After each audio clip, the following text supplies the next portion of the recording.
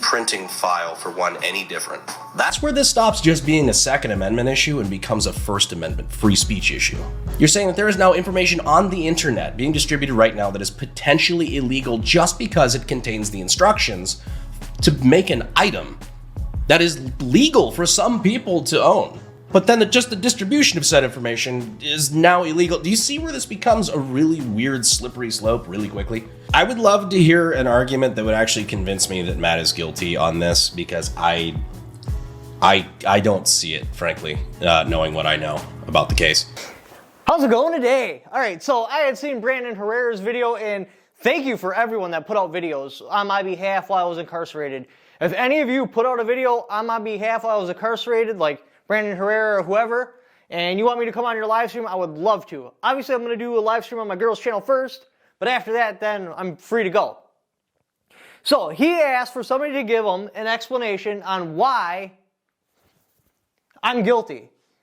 And it's going to sound weird coming from me, but I'm going to explain to you why I'm guilty and why they found me guilty of all of this. Now, before we get into that, I want to talk about two different things. Number one, this is my first time using this type of microphone, so I apologize if this audio is trash, but I'm really trying to fix it because the reverb down here in the studio, the special CRS bunker, is pretty bad. So we're going to try to fix it with a different microphone. The subscriber had sent this to me. Thank you. I do appreciate it. I do want to make my videos better, like legitimately, so I'm willing to try different things. Hopefully this will fix the problem. All right, so before we could get into the next topic, I also need to bring up, if you'd like to help support the channel directly, the best way to do that is shop at Only Tactical Fans merchandise store, where you can buy a whole bunch of different things for your range gear, hats, beanies. Now right now it's all support items, but I will ultimately be getting in stuff like MREs, tools, and stuff like that, so it's not just items to buy to support me, but also things you need. So definitely check out that store, see what's all there, because this channel is demonetized and probably indefinitely. I don't see them ever monetizing me again. Well, I mean, I could be surprised. But anyways, so definitely check out the merchandise at Only Tactical Fans at Shopify.com. Now, the first thing you need to understand about the trial is what we expect to see at a trial and what actually happened. So first, let me go over what we'd expect to see at the trial. Number one, you think that the court would be like, all right, so the first thing we need to ask, is the auto key card illegal? So they determine that, and they determine yes or no, it is or is not illegal. Next, you'd expect them to be like, are they aware of this? Because, I mean, you would think that if you're going to put somebody in prison, they should at least be aware that they broke a crime. Like, let's pretend they make drinking milk illegal tomorrow, and you get arrested for drinking milk, but you had no idea that drinking milk was illegal. I think it's kind of ridiculous to incarcerate somebody over something they didn't even realize was illegal. Next, does it work? That you would think that, hey, so if we're going to put somebody on trial for a machine gun conversion device, it should at least make a machine gun, right? Because if it don't work, what are we all here for? Next, if all these are answered yes and not no, trial starts. If any one of these would become no, you think that the trial would be stopped and they wouldn't have a trial because, well, clearly they're missing what you would expect to have for a guilty person. All right, so moving right along. I think the next important thing that needs to be discussed is what actually is the auto key card. It is a piece of stainless steel. It has an etching on it. It's not cut out, it's just an etching. As a matter of fact, the machine shop came to trial and testified that Irvin was offered to have it tabbed. I'm going to see if I can find a picture of what a tabbed part looks like. But anyways, the whole point of a tabbed part is if you intend for the part to be cut out, at some point you would tab it. This way you can easily remove the tabs and get the pieces. They testified, he said, no, I absolutely do not intend for these ever to be cut out. I do not want it tabbed. I do not want the etching any deeper. I'm paying extra money just to have it engraved in there, and that's it. I do not want this to be able to be cut out. This is strictly a novelty, non-functional piece of whatever you want to call it. You can call it whatever you want, but you can't call it a machine gun because it's not a machine gun. Then I think that's where a lot of people got confused when they were hearing about this on YouTube, is that it was like some sort of thing that could be punched out or something that could easily be converted into a machine gun conversion device, if that makes any sense. But that's not what it is. The whole point of it was to have something physical. Something physical you can have somebody, this is going to be a fill-in for it, and say, gun laws are so out of control that if you were to cut on these lines right here, you would become a felon. And the whole point was because people don't understand that. You have to be in the gun world to understand how ridiculous the laws are, because these laws are just simply outdated. Yeah, in 1934, a Thompson machine gun, that was a machine gun. You could tell that was a machine gun. There was no arguing about that. And that is a 1903 Springfield. There's no cross compatibility between them. There's a clear line what is and what isn't. A pistol is this, a rifle is this, a short-barreled shotgun is this, a short-barreled rifle is this. This is a machine gun. This is not a machine gun. There's no similarities. Well, it's been what, almost 100 years since then? Now everything is cross-compatible and there's similarities and definitions it's very difficult to define something anymore. So they have to have the definition so incredibly broad, they can basically label anything as a machine gun. And that was the point, to show somebody like, that's not in the gun world. This thing you're holding in your hand that'll put somebody in prison for years and it's supposed to be so dangerous, this is it. Just this piece right here. That's it. Tell me we don't need to have a change. That was the whole point of the auto key card. Yeah, I sold it as something that, hey, you need to buy it now before it's gone, but honestly, that was just good salesmanship on my part. That's it. Let's be real, that was it. It was never tested. It wasn't even to spec. Moving right along. Now you would think that this whole trial began with somebody making a machine gun and getting caught with it, and them being like, oh, what is this piece of metal? And then being like, I got it from the internet. That guy sold it to me. You would be woefully mistaken. What actually happened, and this was wild sitting through trial and seeing all this information come out, there was this female teller.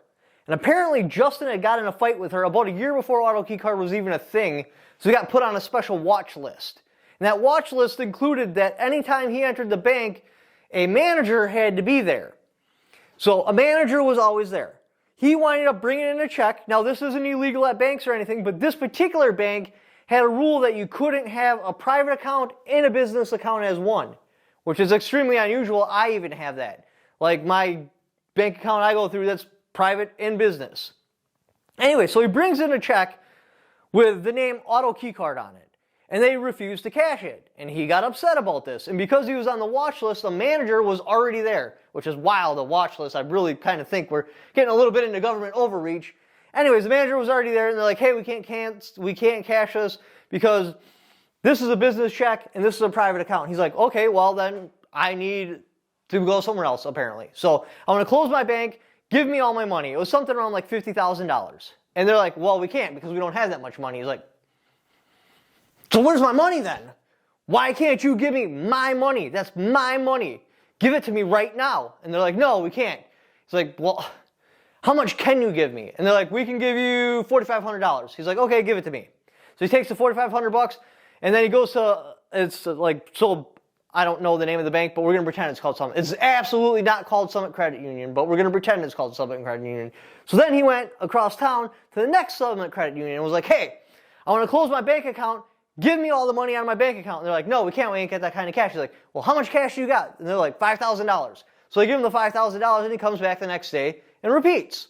And he comes back the next day and repeats.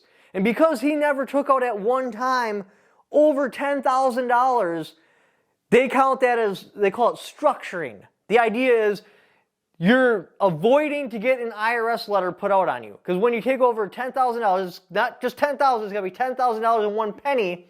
The bank has to report that to the IRS. Not a big deal. Nobody cares. Because why would you? Unless, of course, you're like laundering money or something like that. Anyways, so because they said that he was avoiding that letter coming out, even though the bank themselves came in and testified on his behalf, no, he tried to take out more than $10,000. We didn't have the money to give it to him. We gave him what we could. That was it. Even though they testified that, they still proceeded forward with the charges that he was avoiding an IRS letter. And so that's how come he got found guilty for structuring, and that's what started all this, because the bank teller, now this part's a little bit weird, but from what I understand, the bank teller had a boyfriend that was in the ATF, or ex-boyfriend, or some sort of personal relationship with this guy, was upset that Justin caused this scene in the bank, was, hey, investigate this guy, because there's something called an auto key card. I Googled it, I found this video, I'm not really sure about it, but I need you to investigate him and do something about him. I don't like him, I want him gone.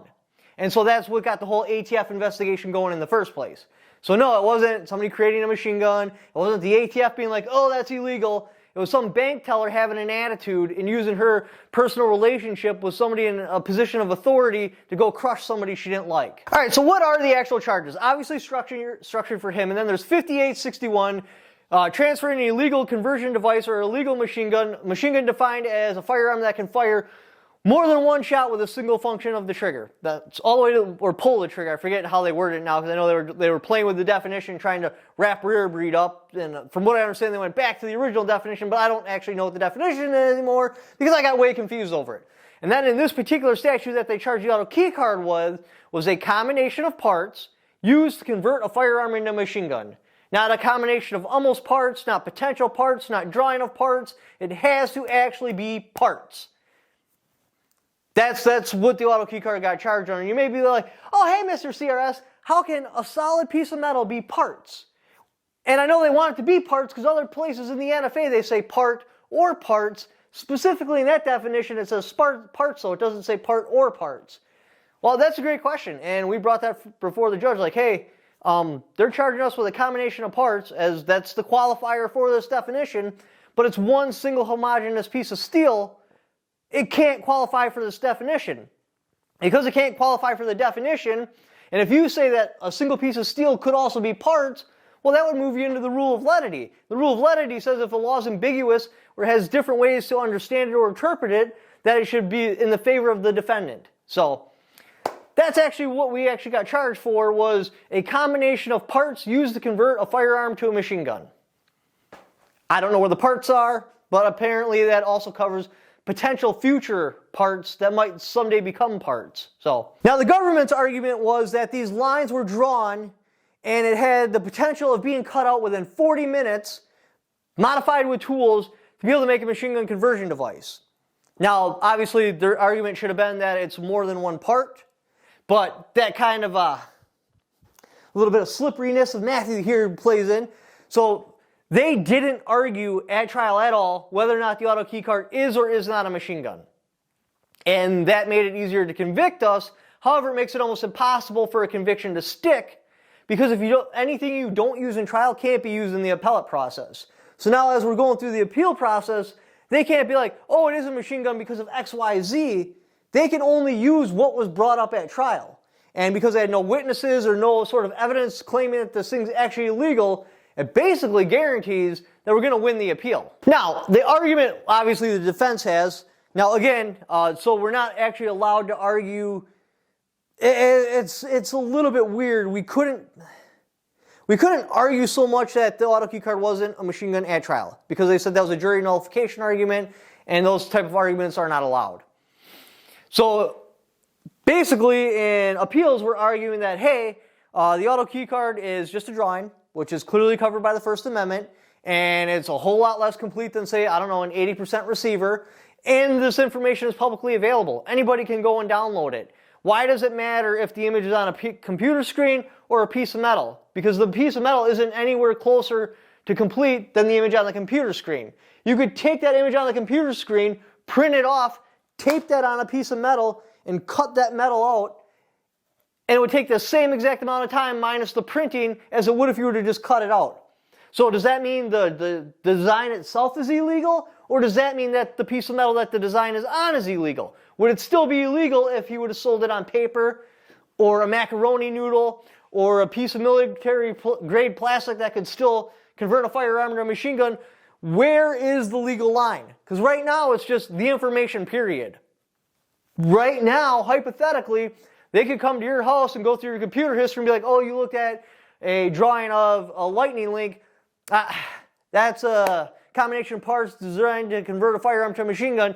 You're going to prison. So we'll have to see how that all goes. I believe we have a strong argument. But again, you just never know. We'll just have to see how all that goes. Now, I think one of the key moments at trial is when the ATF testified and they were like, hey, this could convert a firearm to a machine gun, but you can't stay inside the lines. You got to draw your own lines, and it's not very reliable. It only kind of works when you're using this special ammunition that has a very light primer, so when the hammer follows the bolt closed, well, the round was going to go off whether or not the lightning link was in there. So I believe that was a big thing, because basically the ATF testified that every AR-15 receiver on the market is a machine gun.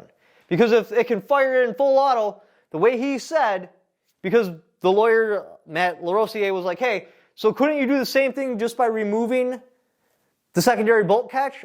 And he's like, yes. So he just determined every AR-15 receiver on the market to be a full auto machine gun. So I believe that is a key moment that is definitely going to play in our favor as the whole case and appeal process unfolds. Now, rules for the jury that really hurt us were a lot of things like we weren't allowed to talk about the Second Amendment. We weren't allowed to talk about that this is definitely covered by the First Amendment. We weren't allowed to have our expert witnesses come in. The only one that could come in was kind of Daniel Kelly, but he was throttled back to the point to where he could only talk about the functionality of the firearm. He couldn't talk about whether or not the auto key card is or isn't a machine gun, just strictly the functionality of the firearm. We were going to have an expert witness come in that was a licensed machine gun manufacturer to testify that, hey, this doesn't meet the definition of a machine gun, and the process that it would take to cut it out, and what actually is a machine gun and what actually is basically qualified as a machine gun. And if they wouldn't have rolled me into the indictment, I would have testified on Irvin's behalf that it's not a machine gun and why it's not a machine gun. And things like that really, really hurt the whole case and what was going to happen. The jury instructions was another huge thing. The judge allowed the prosecution to put jury instructions in there that, one, made it so we didn't have to prove that the auto key card has or ever could convert a firearm into a machine gun, and two, that we didn't have to know it was illegal. We only had to, should have known better, basically.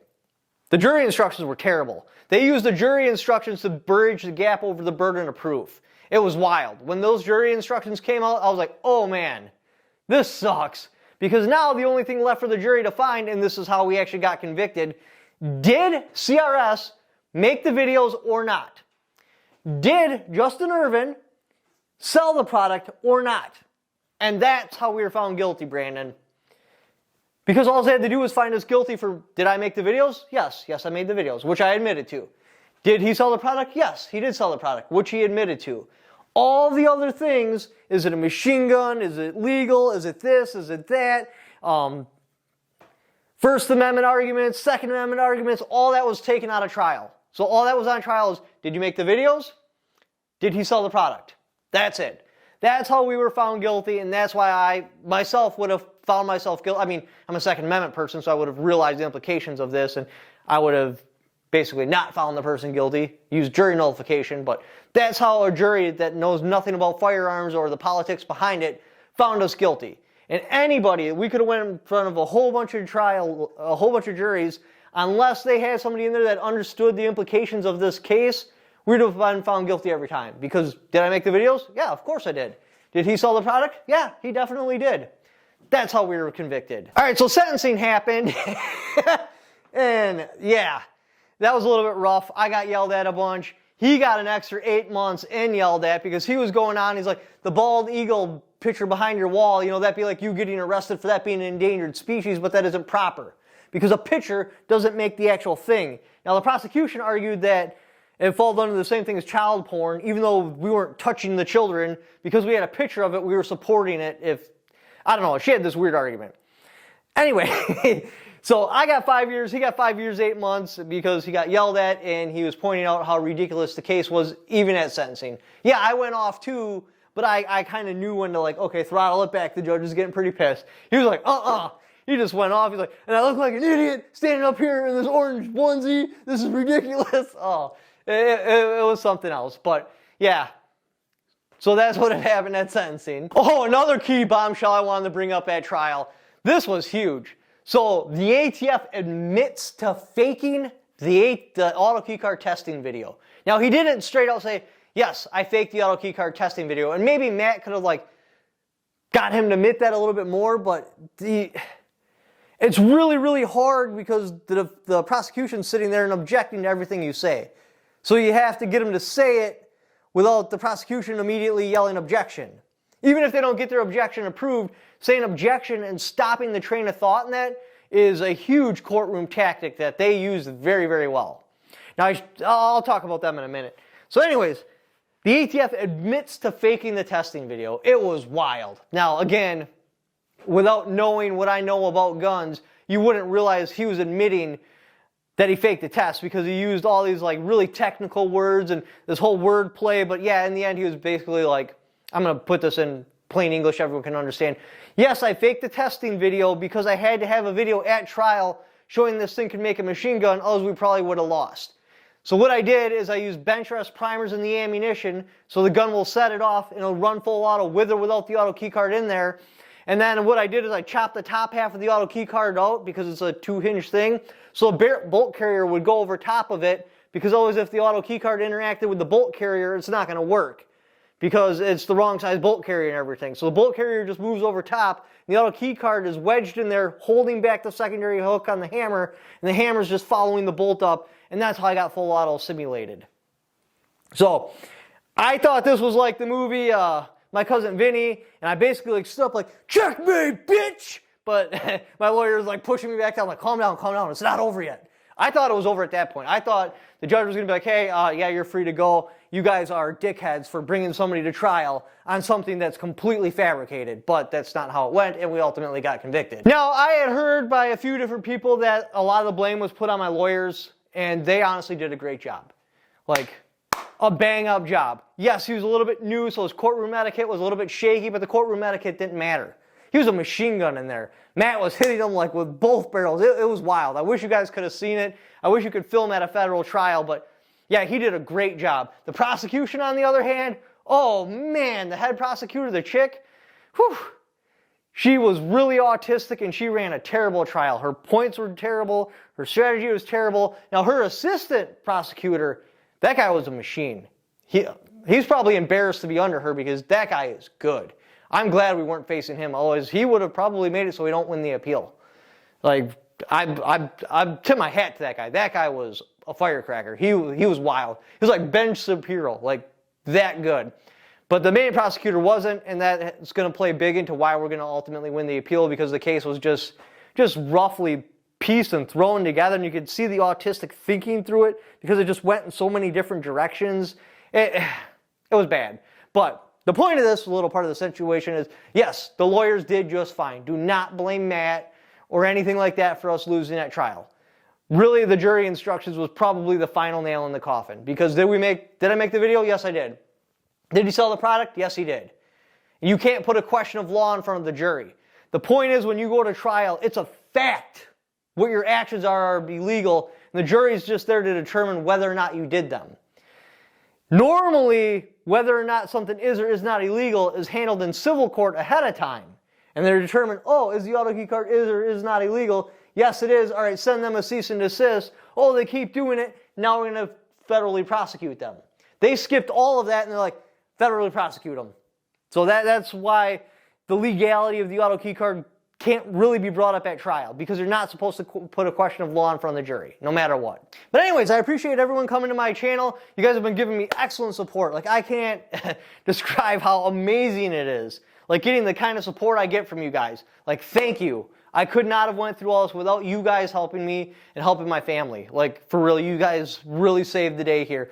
Especially people like Brandon Herrera, Guns and Gadgets, Liberty Doll, all those people, 4 Boxes Diner talked about it, Armed Attorneys, all you guys kept the talking points relevant so I wasn't forgotten about and just thrown in a jail cell left to rot. Because remember, the whole point of going after me was to help break the back of the Second Amendment community. They went after gun shops, they went after people like me, and the idea was to scare us so where we'd stop making ATF videos and like that just to crush us into the ground and make us go away. And it didn't happen. Because of all your guys' support, I believe they basically martyred me and they made the Second Amendment community stronger. Anyway, thank you for watching. If you'd like to help support the channel and you don't want to buy any merch at OnlyTacticalFans at Shopify.com, there's another option. What you can do is go down to my affiliate links and click on my Amazon affiliate link. Even if you don't buy what that particular link is for, just clicking on it. Doing the Amazon shopping you were already going to do anyway, I had a kickback for it because you came there off my channel. Thank you for watching. Don't forget to subscribe.